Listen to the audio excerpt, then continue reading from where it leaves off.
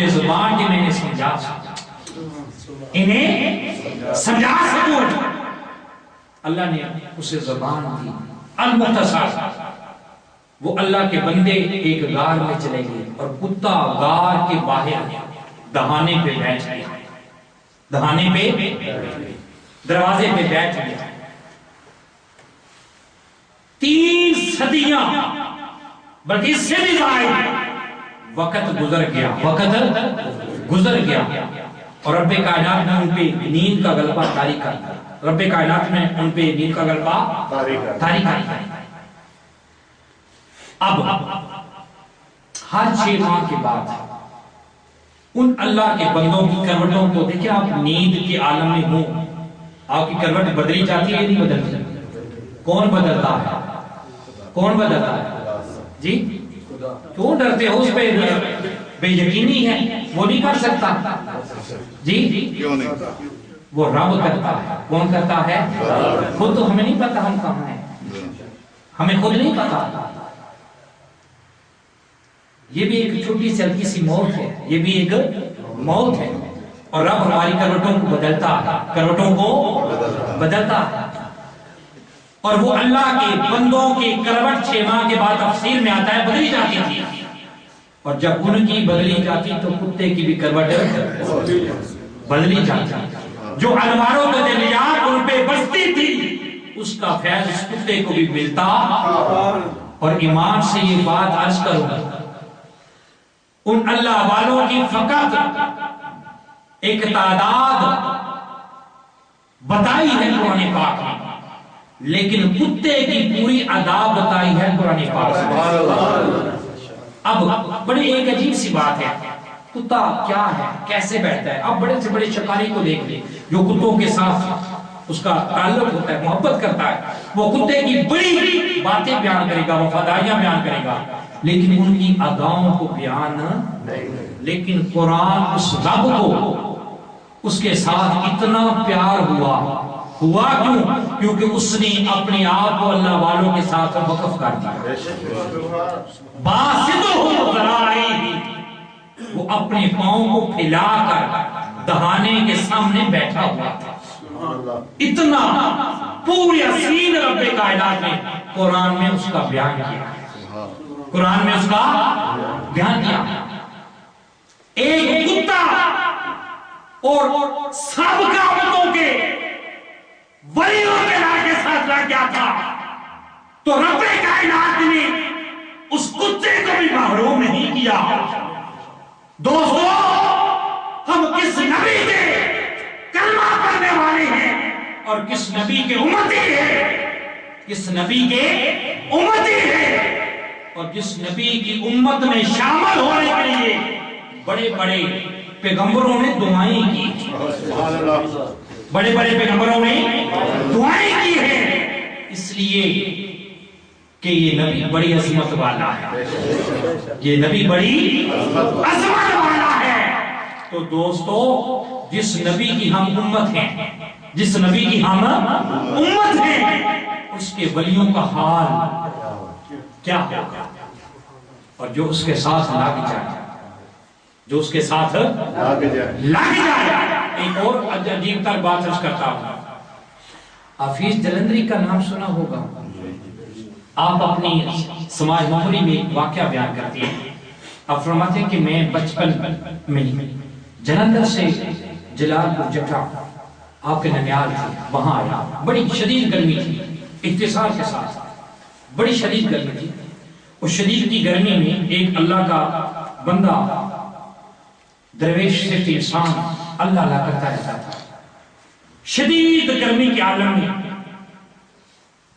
ایک دنیا دار اس کے دروازے پہ حاضر ہوا اور عرض کرنے لگا، یا حضرت، آپ اس پروردگار کی بارگاہ میں دعا کریں کہ رب کائنات اس کائنات پہ اپنی رحمت کی بارش کرے۔ تو اللہ کے بندے نے فوراً جملہ کہا، یار یہ بات تو میرے کتے کو باہر جو بیٹھا تھا یہ کہتا تو یہ کام ہو جاتا۔ فوراً جملہ نکلا۔ اس نے وہ حیران ہوا، متعجب ہوا، یہ کیا؟ آپ فوراً اس نشست سے اٹھے اور اس کتے کو پیار سے آپ کالو کا نام دیا ہوا تھا، بلایا کالو، کچھ کہا اور وہ کالو چلا گیا۔ وہ کالو آپ اس دوران آپ نے حلوہ تیار کیا اور تیار کرنے کے بعد اتنے میں کالو اپنی سنگتوں کو، اپنے قبیلے کو، کتوں کو لے کر حاضر ہو گیا۔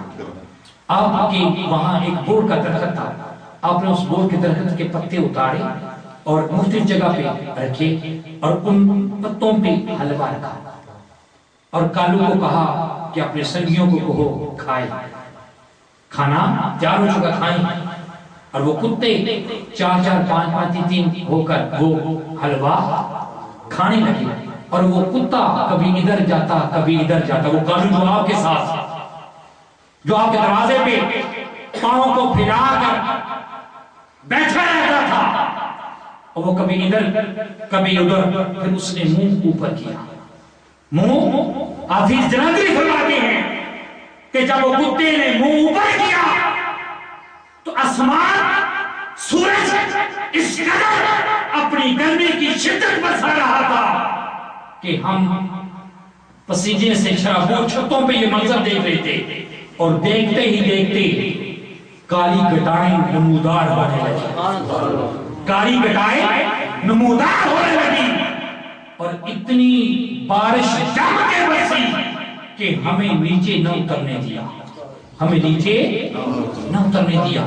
دوستو، اللہ کے بندوں کے ساتھ جب ایک جانور لگ جاتا ہے اس کا بڑا مقام ہو جاتا ہے، اس کا بڑا مقام ہو جاتا ہے۔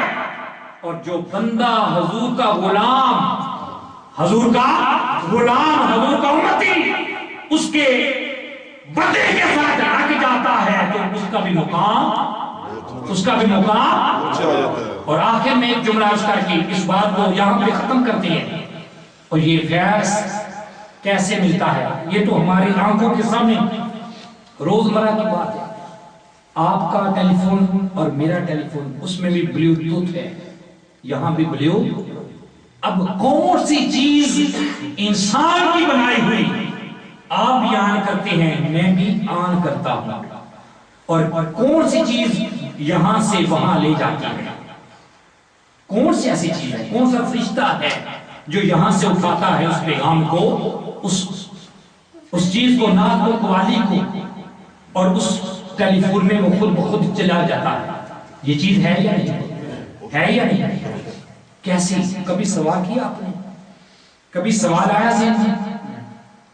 جب انسان کا بنایا ہوا ٹیلی فون اپنے اندر کی ساری چیزیں دوسرے میں کنورٹ کر سکتا ہے تو وہ دل جس میں اللہ رب العزت کی عطا کردہ نعمتیں، دولتیں اور نوازیاں اور مصطفیٰ کی عنایات جسے مل جاتی ہے، اسے بھی دیتے